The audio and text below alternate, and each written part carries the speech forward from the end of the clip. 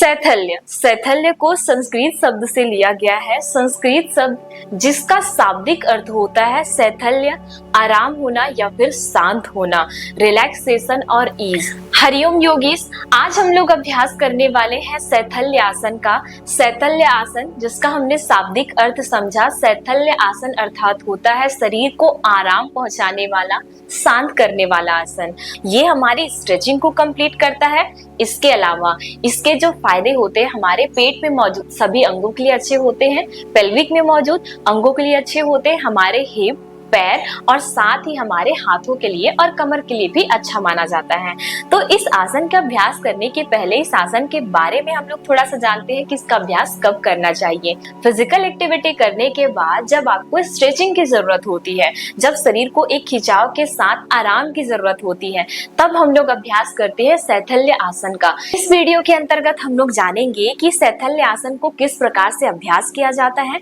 अभ्यास करने के अलावा इसमें कौन सी आपको कहाँ पे ध्यान रखनी है, साथ ही किन लोगों को इसका अभ्यास नहीं करना चाहिए। आसन के अभ्यास में हम लोग बढ़ते हैं आगे और जानते हैं इस आसन का अभ्यास हमको किस प्रकार से करनी है। तो सबसे पहले आप अपने दोनों पैर को लंबा करके दंडासन की स्थिति में बैठेंगे। अब दंडासन की स्थिति में आप अपनी ब्रीथ को नॉर्मल कर लीजिए और अपने राइट वाले पैर के पंजे को आप लेफ्ट वाले पैर की तरफ अंदर मोड़ लेंगे। अब पंजा जो है आपके जांघ का जो ऊपरी हिस्सा आपको दिखाई दे रहा है उस हिस्से से चिपका के रख लीजिए। अब पैर आपको चिपका के बस रखना है। कुछ लोग गलती ये करते हैं कि पैर को अंदर की ओर रख देते हैं या फिर उन लोग पैर को यहाँ पे नीचे की ओर रख देते हैं। आपको अच्छे से ऊपर की ओर चिपका के रखनी है पैर को। अब पैर जो है आपके जो पैर है वो पूरे मिले हुए होने चाहिए। आपके सेम्स बोन और आपकी थाई अच्छे से सटी होनी चाहिए आपस में। अब आप अपने लेफ्ट वाले पैर की बारी आएगी। लेफ्ट वाले पैर को बाहर की तरफ मोड़ना है। आप जब इसको बाहर की ओर मोड़ेंगे तो आपका जो हील है वो आपके हिप को टच करना चाहिए। लेफ्ट वाला हील आपके लेफ्ट वाले हिप को टच करेगा। अब जब लेफ्ट वाला हील आपका लेफ्ट हिप को टच करेगा, पैर अच्छे से अंदर ले लिया आपने। अब आपने राइट वाले पैर को पहले अंदर मोड़ा है तो आप अपने फेस को घुमा के आप अपने फेस के साथ अपने कंधे को घुमाना और फेस आप राइट साइड करना। अब राइट साइड आपने फेस घुमा लिया। अब इसके बाद आप अपने हाथों को घुटने पे रखे हैं। अब सांस भरिएगा। सांस भरते हुए आप अपने दोनों हाथों को उठाइएगा। हाथ को ऊपर उठाने के साथ साथ हम लोग सांस अंदर भरते जाएंगे। सांस अंदर भरने के साथ आपके हाथों के बीच आप शोल्डर लेवल का गैप देंगे। हाथ अगर आपसे सीधा नहीं हो रहा है तो आप हाथों की उंगलियों को लॉक कर लीजिए और हाथों को अच्छे से पलट लीजिए। अब आपने हाथ को ऊपर उठा लिया।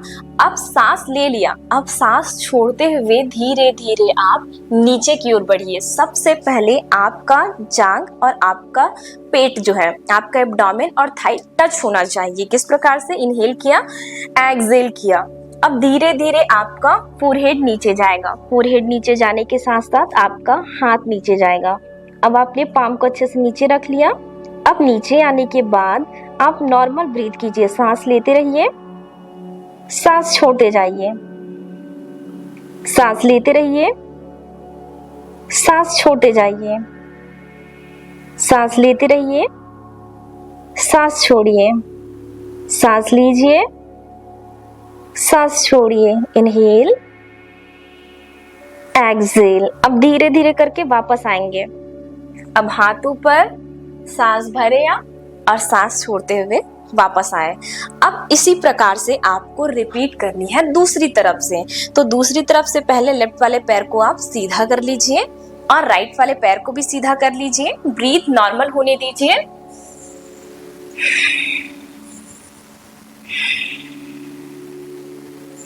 अब बारी लेफ्ट के साइड से। तो लेफ्ट के साइड से सबसे पहले आप अपने लेफ्ट वाले फुटप्रिंट को अंदर की ओर राइट वाले थाई से चिपका लीजिए ऊपर। अब आपने पैर को तो मिला लिया। अब राइट की बारी। राइट को आप बाहर से मोड़ लीजिए। अब आपका राइट वाला जो हील है वो हिप को टच करेगा, राइट वाला। अब ये भी आपस में चिपका हुआ होना चाहिए और इधर भी आपका पैर आपस में चिपका हुआ होना चाहिए। अब आप क्या करेंगे? सबसे पहले आप लेफ्ट की तरफ फेस करेंगे और साथ ही अपने कंधे को भी लेकर के जाएंगे और दोनों हाथों को अपने लेफ्ट थाई या फिर नी के ऊपर रखेंगे। अब सांस भरते हुए ऊपर हाथ को और सांस छोड़ते हुए धीरे धीरे हम नीचे जाएंगे। पहले हमारा पेट जाएगा, फिर धीरे से हमारा फेस और फोरहेड लगाते हुए धीरे से हम लोग हाथ को नीचे। अब फिर से हम लोग इसी प्रकार से रुक करके ब्रीथ करेंगे। 5 breath, inhale, exhale, inhale, exhale, inhale, exhale. सांस अंदर लीजिए, सांस बाहर छोड़िए, सांस अंदर, सांस बाहर। अब धीरे धीरे वापस आएंगे, हाथों को घुटने के ऊपर या फिर थाई के ऊपर। अब धीरे से हम लोग टर्न होकर के वापस आएंगे बीच में।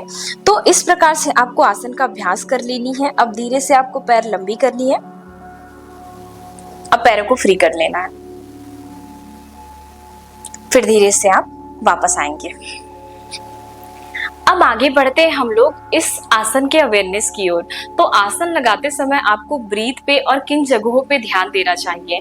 जब आप आसन में लगाते हैं तो सबसे पहले जब हाथ को उठाते हैं आप ऊपर, तब आपको सांस अंदर लेनी है।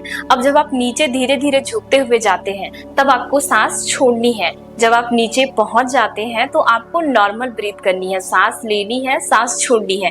जितनी ब्रीथ तक आप रोक सकते हैं नॉर्मली आप रोक कर रखेंगे, 5, 10, 15 ब्रीथ। उसके बाद फिर जब आप हाथ को वापस उठाएंगे तो सांस अंदर लेंगे, सांस छोड़ते हुए धीरे से हाथ को वापस आप अपने घुटने में या फिर थाई में रख सकते हैं। फिर इसके दौरान जब आप आसन लगाए हैं तब आप अपने मणिपुर चक्र में, नेवल वाले क्षेत्र में, एब्डोमेन वाले क्षेत्र में ध्यान लेकर के जाएंगे। साथ ही आपके हिप वाले रीजन में, आपके लेग वाले रीजन में और आपके बैक वाले रीजन में भी आपको खिंचाव हल्का हल्का महसूस होगा, उसको भी आपको अनुभव करनी है। तो दोस्तों हम लोग वीडियो में आगे बढ़ते हैं और जानते हैं कि इसका अभ्यास किनको नहीं करना चाहिए। रिसेंट कोई सर्जरी हुई है, आपका एब्डोमेन में सर्जरी हुआ हो या फिर पेल्विक, हिप, थाई, लेग या फिर लेग में किसी प्रकार की आपको समस्या है जिसमें पैर आपको मोड़ने से मना किया गया है, तब आप इस आसन को नहीं करेंगे। तो मेरी इस वीडियो में रही यही तक की जानकारी। आप लोगों को वीडियो अच्छा लगा तो वीडियो को लाइक, चैनल पे नए हैं तो चैनल को सब्सक्राइब जरूर करें। और अगर आप रेगुलर प्रैक्टिस करना चाहते हैं मॉर्निंग या फिर इवनिंग में ऑनलाइन मेरे बैचेस के साथ, तो हमारी ज्वाइनिंग स्टार्ट हो गई है। तो क्लासेस के डिटेल या फिर क्लासेस के टाइमिंग मैं आपको डिस्क्रिप्शन में शेयर कर दूंगी। आप मुझे व्हाट्सएप करके भी क्लासेस के डिटेल पूछ सकते हैं, मैं आपको नंबर भी उसमें शेयर कर दूंगी। तो हम लोग आप लोगों से मिलते हैं नए वीडियो में नई जानकारी के साथ। हरिओम।